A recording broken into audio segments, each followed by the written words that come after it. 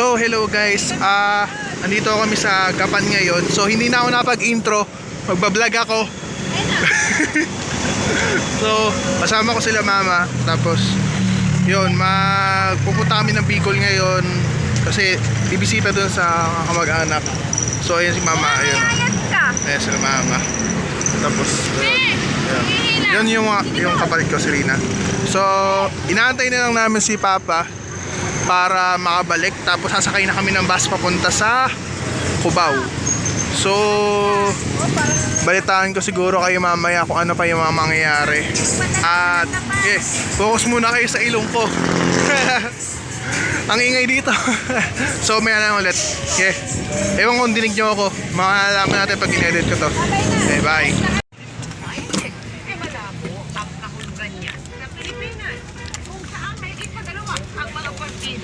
Walang problema sa palasyo kung may opposition na hindi pa kanila ang ipinaglalaban. Nakatulog si Maki Pulido.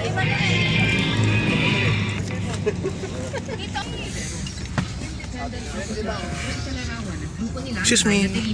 Na inaasahan din kasi sa Kamara bilang ML Party List representative. Excuse me. Gusto namin na nagkaroon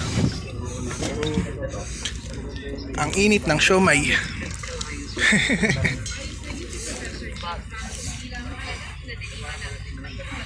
Cellphone sa nakidata. Saan nilalagay ito? Pagbigay din mo naman. Kaya katabi ko si mama. Yan. Ay, kala ko picture. Nagbablog ako.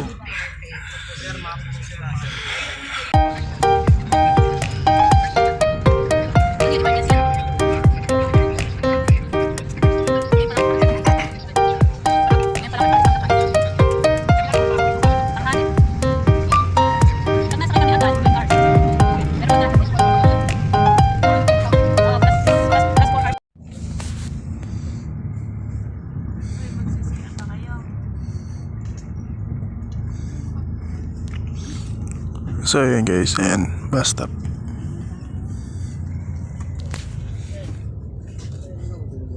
Tutulog si Papa.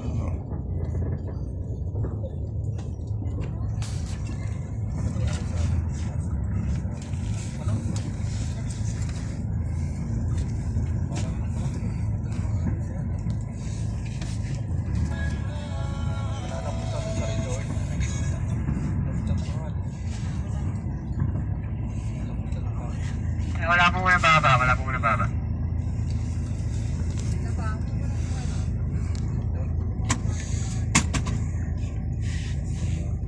Yung voters ang ilang parents to select. Yeah, pagkasakay mo ng mga bagay sa ito, tayo baba.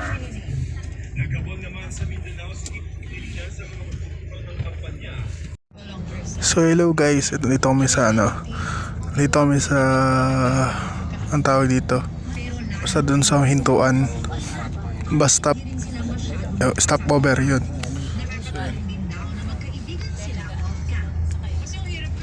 Mukha na ako okay.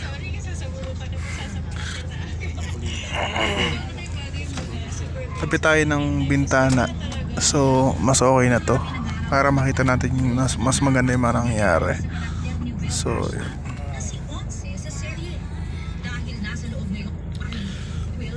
Sakit ng ulo ko. So yun, check ko yung oras. 7:46 na ng gabi.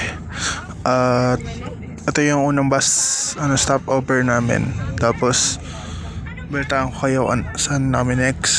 Hindi ko alam kung saan lugar na to, pero sana makarating na kami ng Cubao kasi gusto ko matulog.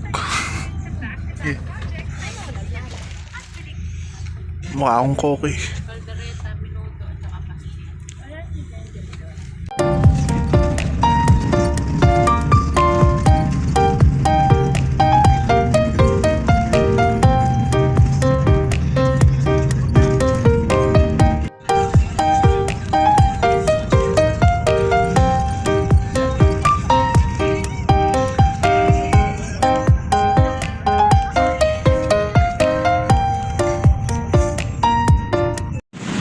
So yun guys, bumaba na ulit tayo at hindi na tayo sa Cubao.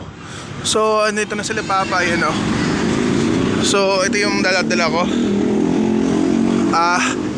Papunta na yata kami sa terminal ng papunta dun sa Bicol. Yeah. Hindi ko alam kung saan kami papunta. Si papa yung sinusundan ko lang. So balikan ko siguro kayo kapag pasakay na ulit kami. Ayun na yun yata yung terminal.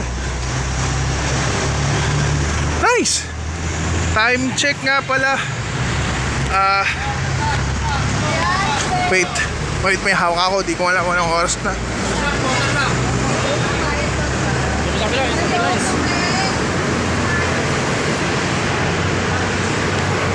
Ay, akit pala. Wait lang guys. Balikan ko kayo mamaya. Okay, so nandito na tayo sa taas ng footbridge. Okay, so nandito na tayo sa terminal ng papunta sa Daet. So yung bus na yon papunta ng Daet. So nag-share lang sila mama. Di ko alam kung doon na kami sasakay. So yun, papunta sila doon sa CR. Abang kami. Ayan. Sama kayo isang kapatid ko. Nice. So bale 3 to 4 hours yata nung kasi alas 10 na eh. Mag-alas 11 na nga. So 3 to 4 hours yung biyahe mula Gapan hanggang dito sa Cubao. Sa taas ng footbridge. So siguro yun na muna sa ngayon. Balikan ko ulit kayo mamaya pag nag-stop over na kami. Kasi marami pa tayo pagkasamahan. Yeah. Okay guys, time check. 3:38. Ayan, nasakay na kami dun sa papunta sa Daet. Okay. Kainit.